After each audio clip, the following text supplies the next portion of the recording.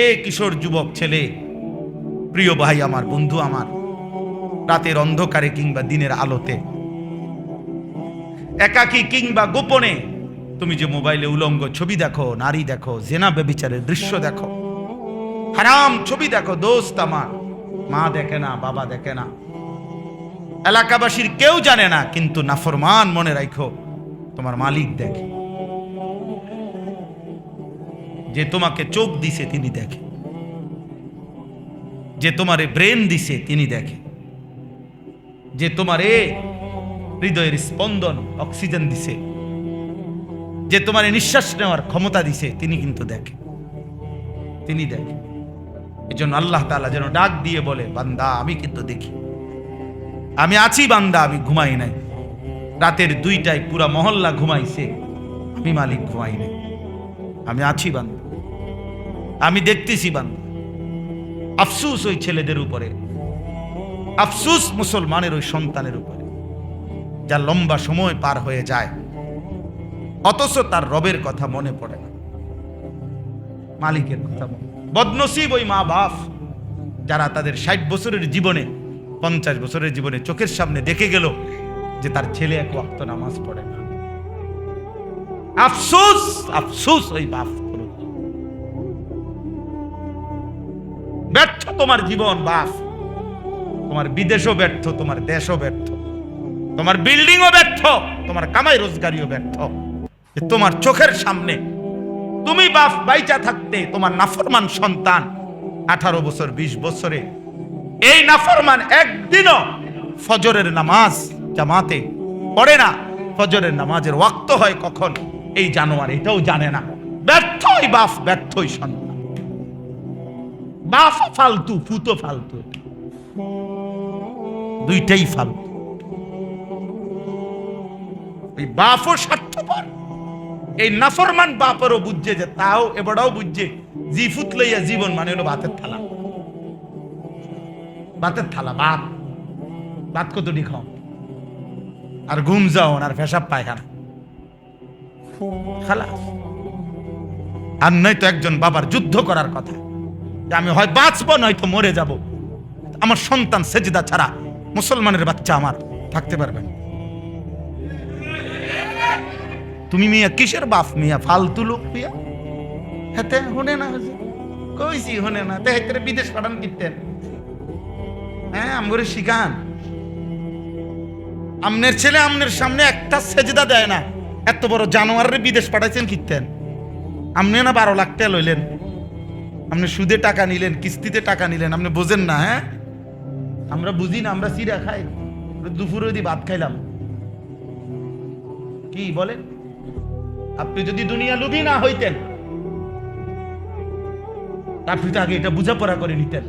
পরে বেটা তোর কামাই রোজগারি তোরটা তুই বুঝ বেটা, তুই খাবি না মরবি সেটা পরে হবে, আগে সেজদা দিবি কিনা সেটা বলবে। কথা বুঝেন নাই আমার? আমি মুসলমান, আমার বেঁচে থাকার সত্য কথাটা কি তাই? আমার পরিচয়টা কি? এক মুসলমানের সন্তানের পরিচয় বুঝি এটা যে আমার সন্তান বিদেশ থাকে, আমার সন্তান চাকরি করে, এটা নিয়ে মুসলমানের পরিচয়। মুসলমানের পরিচয় তো হওয়ার কথা ছিল আমিও সেজদা দেই, আমার সন্তানও সেজদা। কোরআনুল কারীমের মধ্যে আছে ইব্রাহিম আলাইহিস সালাম দোয়া করছে, রব্বি জাআলনি মুকিমাস সালাহ ওয়া মিন যুররিয়াতি। রব্বুল আলামিন আমাকে পুরি নামাজি বানান, ওয়া মিন যুররিয়াতি আমার সন্তানাদিদেরকেও নামাজি বানান। এটা দোয়া। আশ্চর্য হবেন, ইব্রাহিম আলাইহিস সালাম, ওই ইব্রাহিম সূরাটার নামই ইব্রাহিম, যেখানে এই দোয়াটা আছে। তো এখানে লম্বা দোয়া আছে, এখানে 1 পৃষ্ঠার মধ্যে ইব্রাহিম আলাইহিস সালাম অনেকগুলো দোয়া করছে, বুঝছেন?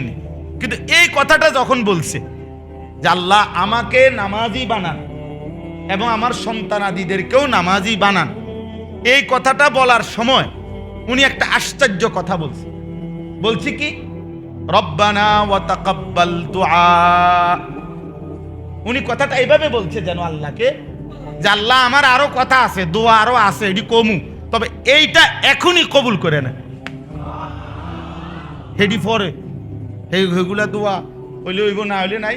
আগে এইটা কি করে নেন, এইটা কোন এখন কবুল করবেন। এটা আমার স্পেশালি দোয়া, আল্লাহ আমারে নামাজি বানান, আমার সন্তানকে নামাজি বানান।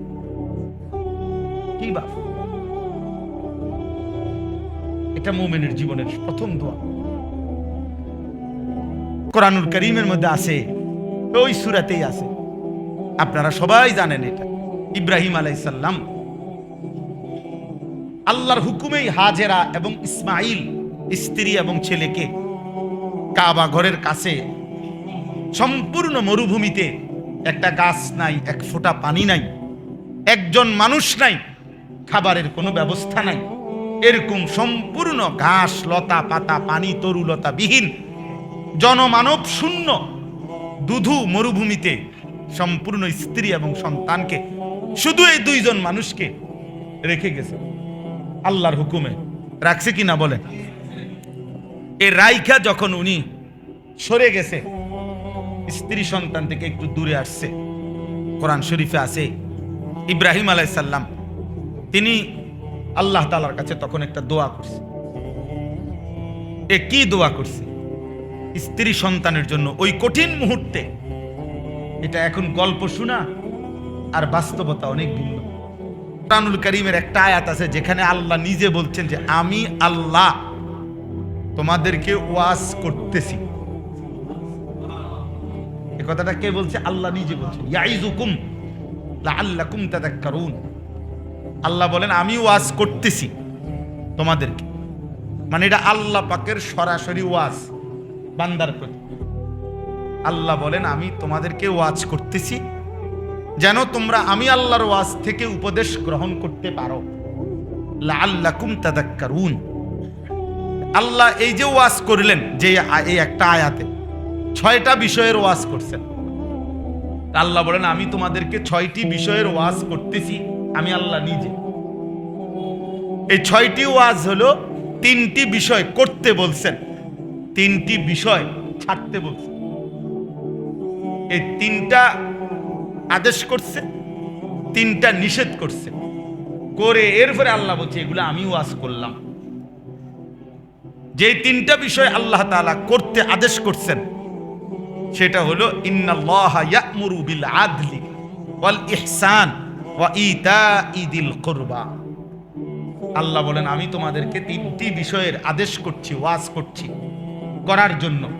1, সব ব্যাপারে তোমরা সততা, সমতা, ইনসাফ ন্যায়পরায়ণতা ঠিক রাখবে, কোথাও কি করবা না, জুলুম করবা। 2, ওয়াল ইহসান, সব ব্যাপারে অপরের প্রতি দয়া অনুগ্রহ এটা তোমরা ঠিক রাখবে। 3, ওয়া ইতা'i যিল কুরবা, আমি আল্লাহ ওয়াজ করছি, আদেশ করছি তোমরা তোমাদের আত্মীয় স্বজনকে তাদের হক, তাদের প্রাপ্য দিয়ে দিবা। আল্লাহ তাআলার পুরা কোরআনের স্পেশাল ওয়াজ যে আয়াতটা, সেইখানে পর্যন্ত আল্লাহ এই কথাটা বলছে। মানে আমি এই কথাটা বোঝার জন্য, বা ইতা'i যিল কুরবা, যিল কুরবা মানে আত্মীয় স্বজন, তোমরা তোমাদের আত্মীয় স্বজনকে দিয়ে দাও।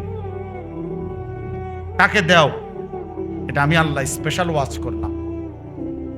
আর 3টা নিষেধ করছি, ওয়ায়ানহা, আল্লাহ নিষেধ করছেন আনিল ফাহশা, 1 নাম্বার যাবতীয় অশ্লীলতা, বেহায়াপনা, অসভ্যতা, নোংরামি থেকে, জিনা, ব্যভিচার, নারীকে কেন্দ্র করে যে কোনো রকমের নোংরামি।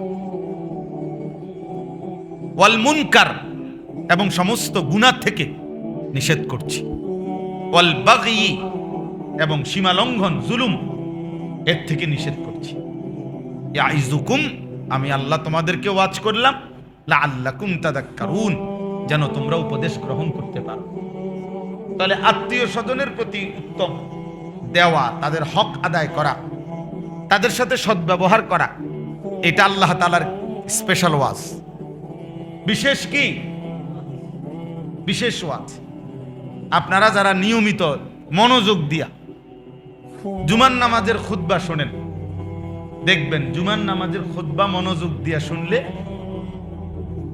প্রায় অধিকাংশ, শতকরা 99% ইমাম সাহেব শুক্রবারে জুমার দিন দ্বিতীয় খুতবা যখন পড়ে দাঁড়ায়া শেষ খুতবা, এই খুতবার লাস্টে এই আয়াত পড়ে খুতবা শেষ করে। বুঝছেন? এটা মনে দেখবেন, খেয়াল করলেই শুনবেন। ইমাম সাহেব এটা পড়ে, ইবাদাল্লাহ রাহিমাকুমুল্লাহ ইন্নাল্লাহা ইয়া'মুরু বিল আদলি ওয়াল ইহসান ওয়া ইতা'i যিল কুরবা ওয়া ইয়ানহা আনিল ফাহশা'i ওয়াল মুনকারি ওয়াল বাগি ইয়া'iযুকুম লাআল্লাকুম তাযাক্কারুন।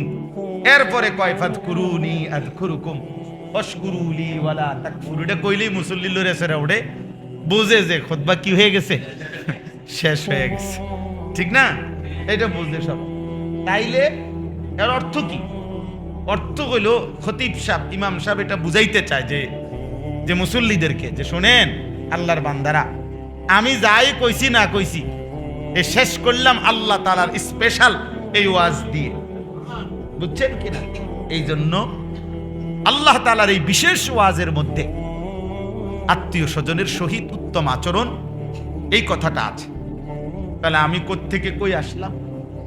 এক নম্বর বলছিলাম যে দ্বীনি মজমার মধ্যে অপরের জন্য জায়গা ছেড়ে দিত, মানে নিজে একটু কষ্ট করে চাপাইয়া বৈশাও আপনি যদি অন্যের জন্য জায়গা খুলে দিয়ে দেন, সোজা কথা। এবার এটার থেকে যদি ব্যাপক অর্থ নেওয়া হয় যে জমিনে দুনিয়ায় কেউ যদি অন্যের জন্য একটু জায়গা ছেড়ে দেয়, আল্লাহ তাআলা তার অন্তর প্রশস্ত করে দেয়।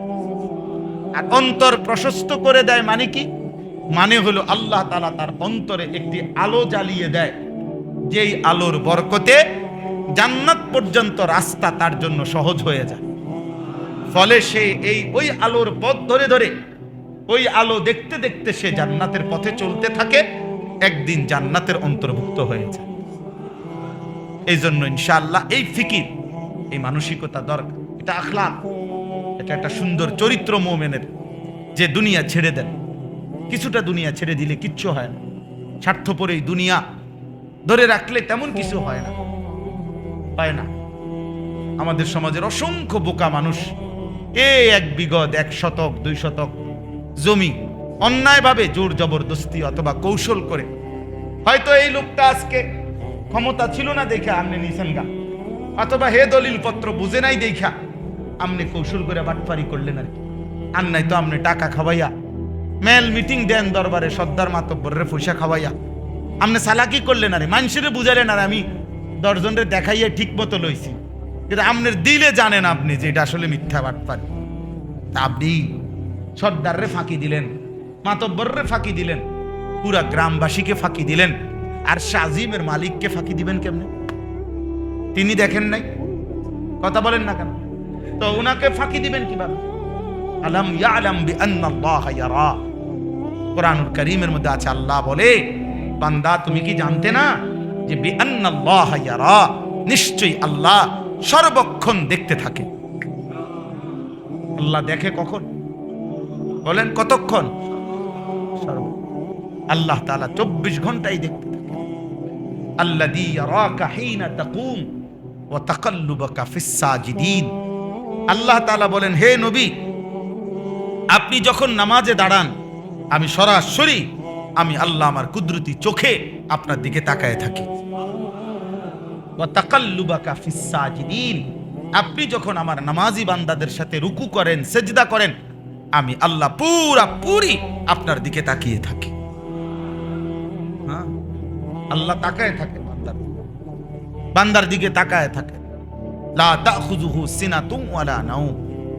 আল্লাহ তাআলা বলে, বান্দা আমার চোখে কোনো তন্দ্রাও নাই, আমার চোখে কোনো ঘুমও নাই, আমি ঘুমাইও না, আমি তন্দ্রাও যাই না, আমি 24 ঘন্টা আমার বান্দার দিকে তাকিয়ে আছি। ওমা মাসসানা মিন লুগুব। আল্লাহ তাআলা বলেন, আমাকে কোনো ক্লান্তি স্পর্শ করে না।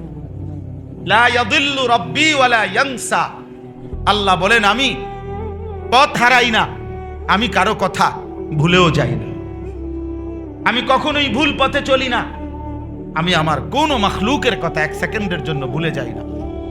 আমি 7 আসমানের উপরে যখন রিজিক দেই, 7 তবক জমিনের নিচে তখনই রিজিক দেই। সমুদ্রের তলদেশে যখন আমি রিজিক দেই, পাহাড়ের চূড়ায় তখনই আমি রিজিক দিই।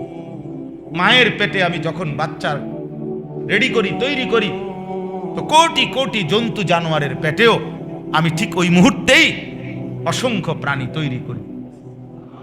আমি এক মায়ের পেটের বাচ্চায় যখন চোখ লাগাই, তো ওই একই সময় আরেক মায়ের পেটে বাচ্চার কান লাগাই, আরেকটার হাত লাগাই। কারণ সব মার তো 1 মাস না, কারো 3 মাস, কারো 6 মাস, কারো 4 মাস, কারো 9 মাস। আমি রব্বুল আলামিন উপর নিচ ডান বাম পুরা কায়নাত একই মুহূর্তে একই ক্ষমতায় আমি রব্বুল আলামিন পরিচালনা করি। হুয়া আলা কুল্লি শাইইন কাদির। তিনি সব বিষয়ে সর্বশক্তিমান, সব বিষয়ে সরাক্ষর। এই জন্য নওজোয়ান ছেলে যারা, তোমরাও বলি বাপ,